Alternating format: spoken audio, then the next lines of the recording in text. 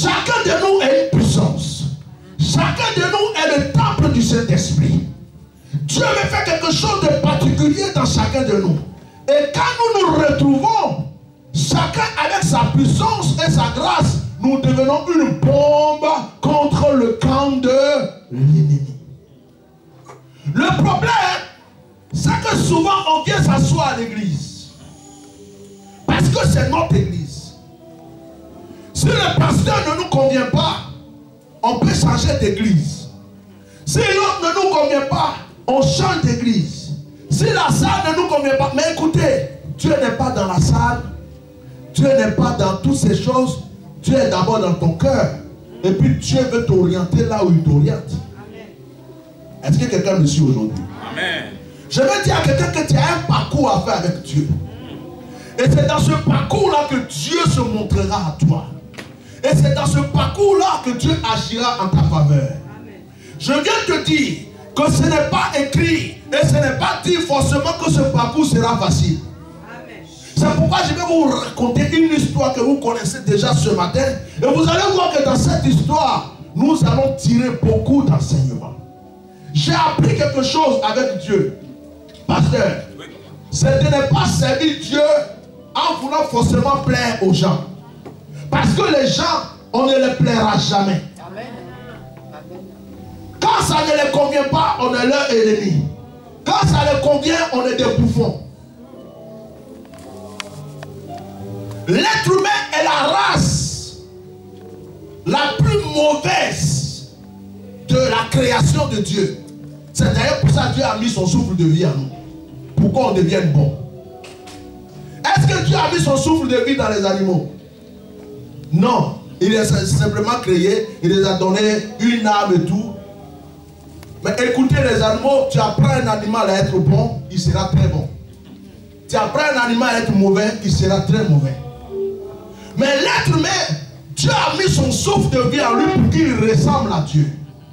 Mais ce que Dieu a mis en lui peut faire de lui quelqu'un de bien, quelqu'un de fort, quelqu'un de puissant, comme ça peut faire de lui aussi quelqu'un de mauvais. C'est pourquoi remarquez, quelqu'un peut tuer quelqu'un par la haine. Même s'il n'est pas sorcier, il est là, il pense mal de toi. Mais simplement en train de penser mal. Il n'a rien dit, il n'a rien fait. Des fois, ce qu'il pense là peut agir. Et quand ça agit, il est là, il dit, je savais. Amen. Amen. Or, cette chose-là, nous devons l'utiliser en fait pour avoir des bonnes choses. Pour dire, je veux que Dieu m'élève. Et je pense tellement à l'élévation et cela se réalise dans ma vie. Mais au lieu de faire ça, souvent l'être humain va prendre pour vouloir détruire son ami. Pourquoi? Elle aujourd'hui par exemple, ces mèches-là sont plus que pour moi. Donc on va voir. Si demain se plaît pour dire, ah j'ai des cheveux qui ont commencé à s'enlever, dit je savais. C'est un exemple que je donne. Hein. Je ne dis pas que je suis en train de défendre les mèches ou pas. Amen. Amen. Écoutez-moi, pasteur. Oui. Écoutez-moi, chrétien. Vivez votre vie chrétienne. Amen.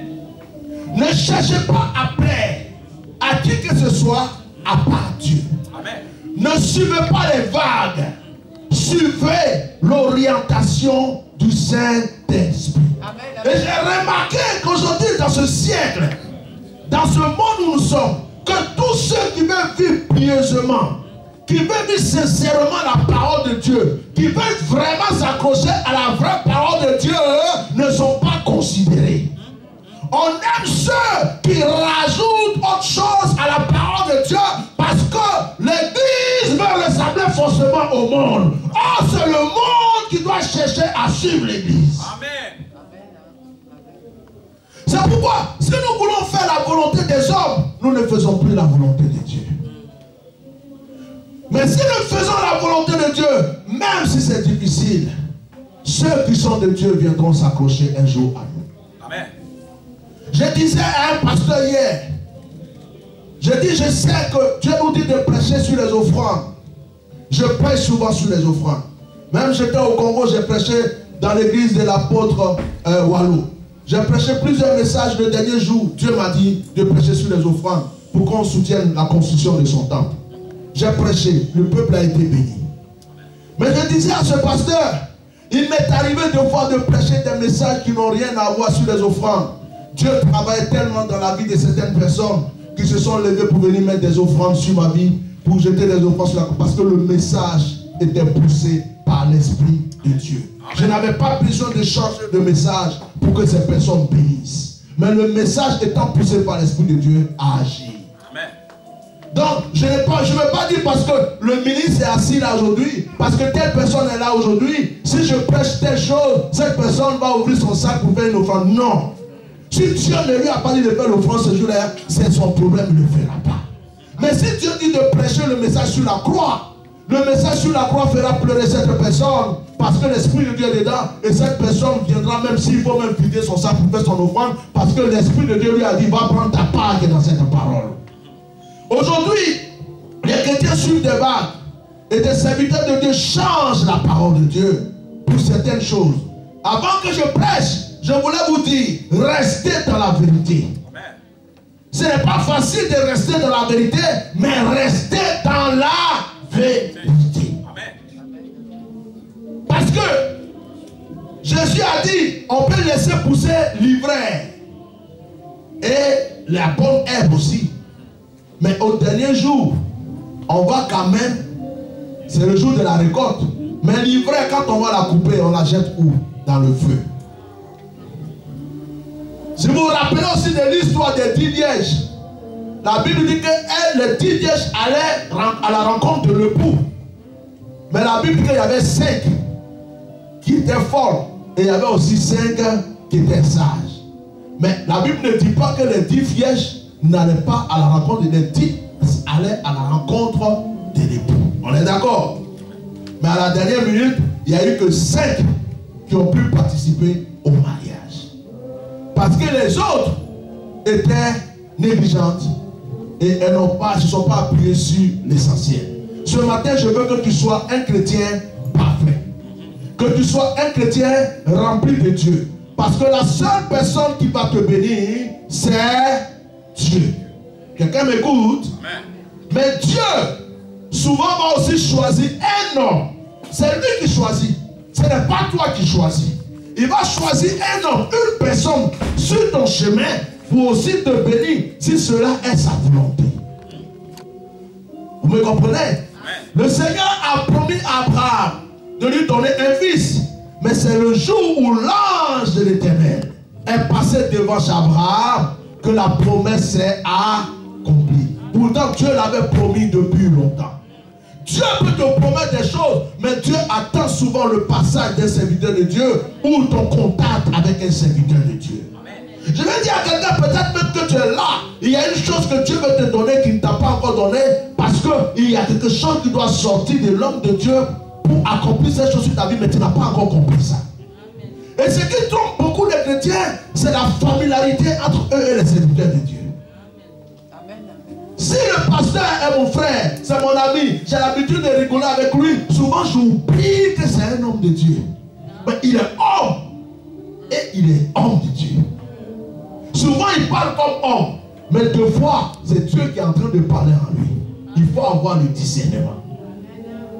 Amen. Et souvent nous ratons des choses. Parce que nous croyons qu'il est arrêté là. C'est le pasteur, c'est mon frère, c'est mon frère, c'est mon ami. D'accord. Mais il a une chose en tant qu'homme de Dieu qu'il a envie de te donner que tu l'as. Les anges qui sont passés devant chez Abraham, la Bible n'a pas dit qu'ils avaient des ailes. La Bible n'a pas dit qu'ils s'envolaient. Ils marchaient comme des êtres humains. La preuve, ils ont mangé. Mais Abraham a discerné en eux des anges. Je suis sûr que ce n'est pas les seules personnes qui passaient devant chez Abraham. Mais ceux-là, Abraham a reconnu que c'était des serviteurs de Dieu. Et il les a fait asseoir pour manger. C'est là que la promesse a apparu. Vous avez des grâces, vous avez des bénédictions. Souvent qui sont à côté de vous, mais souvent on va chercher ailleurs. Il y a des chrétiens qu'on dit, il y a un homme de Dieu qui vient du Brésil aujourd'hui. On montre un montage de vidéos.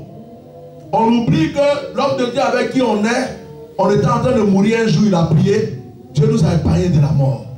On oublie que par ces jeûnes et ces prières, des choses, mais comme ça n'a pas été spectaculaire, on oublie que c'est un homme de Donc on court pour aller chercher. Oh, celui qui vient là-bas, c'est du spectacle peut-être de voir. Il ne pourra jamais nous aimer que celui qui est à côté de nous, qui jeûne et qui prie pour nous. Quelqu'un me comprend? Si je prêche comme ça ce matin, je ne sais pas pourquoi, mais je crois que Dieu a envie de dire à quelqu'un, ta bénédiction se trouve entre les mains de mon serviteur. Oh, je ne sais pas si quelqu'un m'a compris.